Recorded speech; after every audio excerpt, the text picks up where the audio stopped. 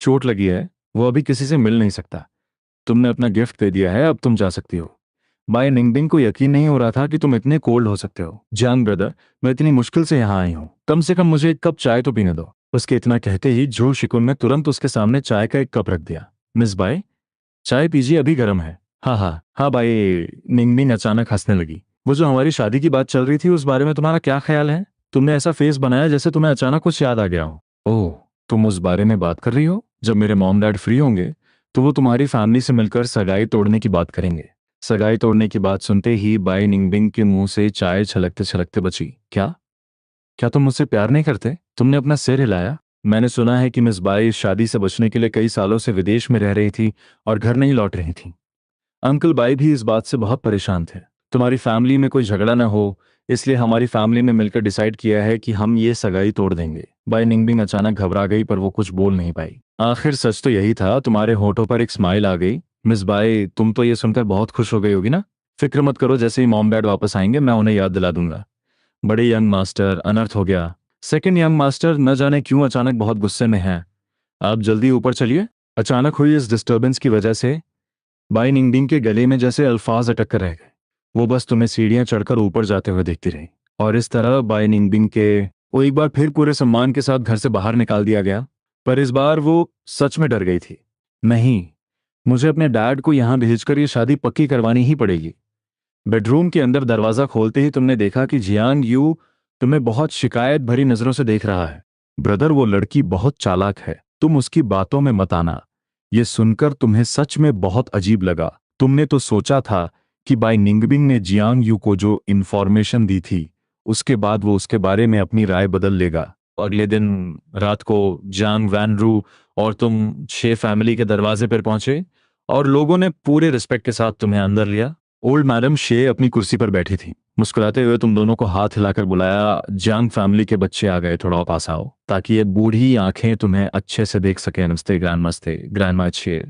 तुमने भी उन्हें पूरे रिस्पेक्ट से ग्रीट किया। ये सुनकर ओल्ड मैडम शे बहुत खुश हुई। तो तुम ही जांग ये होना हो, मेरे पास आकर बैठो। वो मन ही मन अफसोस कर रही थी कि जांग फैमिली और बाय फैमिली का आपस में मैरिज कॉन्ट्रैक्ट है, पर अब जांग फैमिली में दो यंग मास्टर्स हैं। देखते हैं मेरी पोतियों की किस्मत में कोई है या नहीं। जान जी, टाइम मिले तो शे फैमिली आते रहना, मुझ बूढ़ी से थोड़ी बातचीत कर लेना। कोई भी ट्रबल हो तो मैं तुम्हारे लिए खड़ी हूँ। जी ग्रैंडमा शे। तुमने बस हामी भरी और फिर शे फैमिली के बाकी एल्डर्स से भी मिले। बैंक्वेट के मेन हॉल में तुम और जांग वानरू जैसे ही अंदर घुसे वहां काफी शोर शराबा सुनाई दिया, खासकर कुछ आवाजें बहुत तेज थीं। क्या वो नहीं कह रहे थे कि जियांग फैमिली के लोग आएंगे, पार्टी स्टार्ट होने वाली है और उनका कोई अता पता नहीं, और आ भी गए तो क्या? एक लूजर से शादी करके कौन अपनी लाइफ बर्बाद करेगा? और वैसे भी सुना है जियांग फैमिली की इंटरनल फाइट अब सबके सामने आ चुकी है।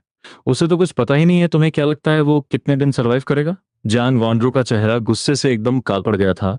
वो खुद को रोक नहीं पाई और उनसे आर्ग्यू करने के लिए आगे बढ़ने लगी। तुमने तुरंत उसे खींच कर रोका। बिग सिस्टर, रिलैक्स, उन्हें बकने दो। इन बातों पर ज्यादा टेंशन लेने की जरूरत नहीं है। मैं तुम्हारी सेफ्टी का ख्याल रखूंगा। जांग वैनरू को डर था कि कहीं इन बातों से तुम पर कोई नेगेटिव इफेक्ट ना पड़े, इसलिए वो खुद आगे चलने लगी। उसकी एंट्री होते ही सबका अटेंशन उसी पर चला गया। कुछ लोगों के मुंह से तो हैरानी की आवाजें भी निकली। अगर कोई पूछे कि पूरी कैपिटल में सबसे टॉप अनमैरिड लेडी कौन है, तो वो पक्का जियांग फैमिली की सबसे बड़ी बेटी जियांग वॉन्ड्रू ही है। उसी वक्त उसके कुछ फ्रेंड्स तुरंत उसे घेर कर खड़े हो गए। शाओरो, आखिरकार तुम आ ही गई, हम तुम्हारा ही वेट कर रहे थे। जियांग वानरो ने मुस्कुराते हुए तुम्हें आगे खींचा और अपने फ्रेंड से तुम्हारा इंट्रोडक्शन करवाया। वो सब तुम्हें देखकर एकदम हैरान रह गए। शाओरो, ये तो चीटिंग है, इतना हैंडसम और क्यूट भाई, और तुम इसे आज पहली बार हमसे मिलवा रही हो। पर अंदर ही अंदर वो बहुत जेलस फील कर रहे थे। जांग यू जैसा ऑलराउंडर भाई था वो तो ठीक है, अब एक और आ गया। हमारी किस्मत इतनी अच्छी क्यों नहीं है? बस इतनी सी देर में तुम्हारे सामने कई सारे लोग जमा हो गए। खैर, चूंकि वो तुम्हारी बिग सिस्टर के फ्रेंड्स थे तो तुमने भी उन्हें रिस्पेक्ट देने के लिए सबसे अच्छे से बात की। और इसी बीच शे फैमिली के लोगों ने भी अपना फेस चमकाने का मौका नहीं छोड़ा। ये देखकर जांग वानरू ने भी एक एक करके सबका इंट्रोडक्शन करवाया और फिर चुपके से तुम्हारे कान में फुसफुसा कर बोली, जो भी पसंद आए अपनी बिग सिस्टर को बता देना, मैं सब सेट कर दूंगी। ये सुनकर तुम्हें तो जैसे खांसी आ गई। इसका मतलब वो तुम्हें लड़कियां चूज करने को कह रही थी? पर यह थोड़ा अजीब नहीं था? तुमने तुरंत उसे बाहर की तरफ धकेलते हुए कहा, बिग सिस्टर तुम अपने काम देखो, तुम अपना काम देखो, मैं यहाँ खुद मैनेज कर लूंगा। तुम्हारी बात सुनकर जांग वैनरू ने कुछ इंस्ट्रक्शंस दिए और उस वीआईपी एरिया की तरफ चली गई। और बिल्कुल उसी वक्त बाय निंगबिंग की एकदम फ्लैशी एंट्री हुई, जिसने सक्सेसफुली सबका अटेंशन अपनी तरफ खींच लिया। बाय फैमिली की एल्डेस्ट मिस भी यहाँ आई हैं। ये तो बहुत रेयर है। शी फैमिली के कुछ लोग थोड़े सरप्राइज तो हुए, पर फिर भी पोलाइटली उसे वेलकम करने आगे बढ़े। बाय निंगबिंग ने बड़े कूल तरीके से हाथ हिलाते हुए कहा, मेरी टेंशन मत लो, तुम लोग अपना पार्टी एंजॉय करो, मैं तो बस ऐसे ही राउंड मारने आई हूँ। लगा था कि शी फैमिली के लोग उसके साथ थोड़ी और फॉर्मेलिटी करेंगे, पर ये बात सुनते ही वो तुरंत पलट गए और वापस तुम्हारे पास आ गए। बाय निंगबिंग के पीछे अभी भी उसके फ्रेंड्स का पूरा ग्रुप था, जो आपस में कुछ गॉसिप कर रहे थे। बिंग सिस्टर, क्या तुम इस बार जियांग फैमिली की एल्डेस्ट मिस के लिए आई हो? पिछली बार तुमने जो कहा था, क्या वो सच था? क्या सच में तुम्हें प्यार हो गया है? बाय निंगबिंग ने बस हल्के से हम कहा, पर उसकी नजरें लगातार तुम पर ही टिकी थीं। खेल खत्म, हमारी एल्डेस्ट मिस तो सच में फॉल कर चुकी हैं। उसकी एक बेस्ट फ्रेंड ने अपनी ठुड्डी पर हाथ रखकर सीरियस एनालिसिस करते हुए कहा, पर मुझे क्यों लग रहा है कि तुम्हारा कोई चांस नहीं है। जरा उसके आसपास के लोगों को देखो, ऐसा लग रहा है जैसे हर कोई तुमसे कहीं ज्यादा स्ट्रांग है। ये सुनकर बाय निंगबिंग का चेहरा एकदम से चिढ़ गया। तुम लोग क्या जानो, वहां इतने सारे लोग उसे घेरे हुए हैं, उसे कितनी गर्मी लग रही होगी। अच्छा, अगर तुम में दम है तो जाओ ना, यंग मास्टर जांग वहीं तो खड़े हैं। हाँ तो जाती हो ना? बाय निंगबिंग ने अपने बालों को झटका और भीड़ को चीरते हुए सीधे तुम्हारे सामने आकर खड़ी हो गई। जांगे, लॉन्ग टाइम नो सी, पिछली बार तुम्हें मुझसे कुछ बात करनी थी ना? चलो बाहर चलकर बात करते हैं। उसकी इतनी क्लोज और इंटीमेट आवाज सुनकर सबके सब उसकी इतनी इंटीमेट बातें सुनकर सबके सब एकदम सुन्न रह गए। और फिर उनकी फटी की फटी आंखों के सामने बाई निंगबिंग सीधा तुम्हारा हाथ पकड़कर तुम्हें वहां से भगा ले गई। एक्सक्यूज मी, जरा साइड हटना। पास खड़े सीए फैमिली के लोगों का मुंह अजीब सा हो गया लग रहा है।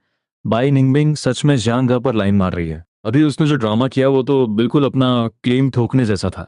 इधर विला के बाहर एक छोटे से पवेलियन में तुमने गहरी सांस ली और आराम से कहा, मिस बाय, इतने सारे लोगों के सामने मुझे इस तरह खींच कर लाना, क्या ये थोड़ा अजीब नहीं है? बाय निंगमी ने थोड़ी शर्मिंदगी से अपना हाथ पीछे खींच लिया। मेरी गलती है, नेक्स्ट टाइम मैं पक्का तुम्हें पहले से बता दूंगी। ये सुनकर तुम्हें गुस्से वाली हंसी आ गई क्या?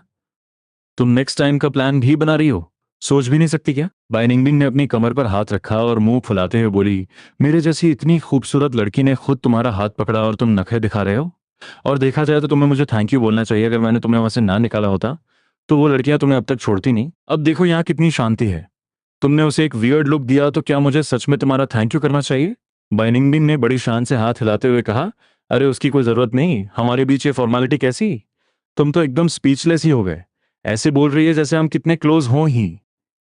मैंने तुम्हें मेरा प्लान खराब करने के लिए ब्लेम नहीं किया। मेरी तो शेर फैमिली की उन लड़कियों के साथ अच्छी खासी बातचीत चल रही थी। बाय निंगबिंग ने बाहर से ऐसा दिखाया जैसे उसे यकीन नहीं, पर अंदर से उसकी पूरी हालत खराब थी। तुम्हारा उनके साथ क्या ही चैट चल रहा होगा। कहीं कहीं तुम्हें उनमें से कोई पसंद तो नहीं आ गई? तुमने बहुत सीरियस होकर सोचने की एक्टिंग की। मैं अभी उसी बारे में तो सोच रहा था, वो सब कितनी खूबसूरत हैं, फेयर स्किन, लॉन्ग लेग्स, और मुझे प्यार से जान ये भी बुला रही थी। वो सब तुमसे 1 मिलियन टाइम्स बेटर है। तुम्हारी हर एक लाइन पर बाय निंगबिंग का चेहरा और भी ज्यादा खराब होता जा रहा था। तुम्हारी हर बात पर उसका चेहरा और भी बिगड़ता जा रहा था। काफी देर सोचने के बाद उसने बहुत ही जेलस टोन में कहा, तुमने जो देखा वो सिर्फ बाहर का दिखावा है, वो सब फेक कर रही थी। अगर तुम्हें ऐसा ही पसंद है तो मैं भी तुम्हारे लिए कोई भी रूप बदल सकती हूँ। ये कहते ही वो अचानक तुम्हें बहुत ही डीप और रोमांटिक नजरों से देखने लगी। एक पल के लिए तुम भी थोड़े शॉक रह गए। तुमने बाय निंगबिंग की आंखों में एक अजीब सी सच्चाई देखी, जो बिल्कुल भी एक्टिंग नहीं लग रही थी। पर ऐसा क्यों? तुम दोनों तो पिछले कई सालों से मिले भी नहीं थे, तो फिर ये फीलिंग्स कहाँ से आ गई? ये सोचते हुए तुमने सीधा सवाल किया, क्या हम पहले कभी मिल चुके हैं? बाय निंगबिंग की बॉडी अचानक स्टिफ हो गई। उसकी आंखें ना चाहते हुए भी चुराने लगी। नहीं, ये जियांग कुछ ज्यादा ही शार्प नहीं है। पर अगले ही सेकंड उसकी आवाज एकदम कॉन्फिडेंट हो गई। बिल्कुल, मैं ही तो तुम्हारी वो गर्लफ्रेंड हूँ जिससे तुम आज तक मिले नहीं हो। तुमने अपना माथा पकड़ लिया, तुम मुझे यहाँ बाहर ले आई। अगर तुमने मुझे यहाँ सिर्फ ये सब नॉनसेंस बकने के लिए बुलाया है तो मैं जा रहा हूँ। अरे रुको रुको रुको। असल में बाय निंगबिंग अचानक से थोड़ी शाय हो गई, जो देखने में बहुत ही अजीब लग रहा था। मेन रीजन तो ये था कि मैं तुमसे मैरिज कॉन्ट्रैक्ट के बारे में बात करना चाहती थी। मैंने पहले ही कह दिया था ना कि मैं जल्दी ही आकर ये एंगेजमेंट तोड़ दूंगा। मेरी फैमिली मेरे लिए नए फियोन्स का ऑप्शन ढूंढ रही है।